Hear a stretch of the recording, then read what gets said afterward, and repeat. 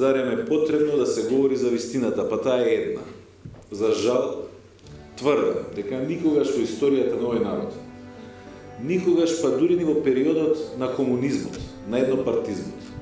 не постоел толку голем расчекор меѓу суровата реалност во која што се живее и лажната слика што се обидуваат да ни ја продадат како вистинска состојба. Подсетете се само на сите изјави на представниците на власт, на сите нивни интервјуа, подсетете се само на скапите владини реклами, на сите оние прилози кои што имаме прилика да ги видиме на телевизиите, да ги слушнеме на радијата или да ги прочитаме во вестниците, а кои што се диригирани од еден центар од страна на власт. Ако тргнеме по тоа што ни го соопштуваат, тогаш би можеле да констатираме дека Македонија е земја без проблем, дека граѓаните се среќни и задоволни, дека нивниот стандард секојдневно расте, дека живеачката станува се подобра, дека Македонија е успешна земја која што бележи победи на сите поли. Со еден збор, Македонија во овој период е држава во која што без срам се лаже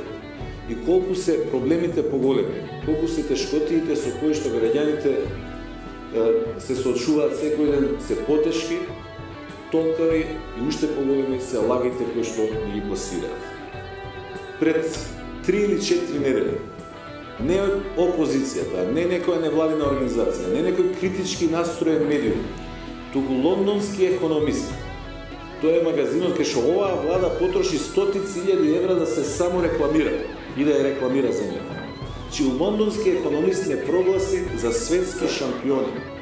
прваци во најсрамната дисциплина, мизеријата, не прогласија за земја во која што се живее најмизерно во светот. Оваа власт не владее само со лаги, оваа власт владее со страх. Сведоци се сите наши граѓани на секојдневни притисоци, закани, уцени, заплашувања, буквално на секој чек. Затоа и решивме да бидеме меѓу луѓето, со цел да ги охрабриме, да ги окуражиме, да ги убедиме дека нема потреба да се плашат, да видат дека не се сами, дека нема многу, дека нема повеќе од колку што ги има нива. И да ја порачаме на власта дека ако сака да продолжи да владее со стап, тоаш треба да биде свесна дека стапот има два краја и дека многу скоро ќе проработи и вториот крај.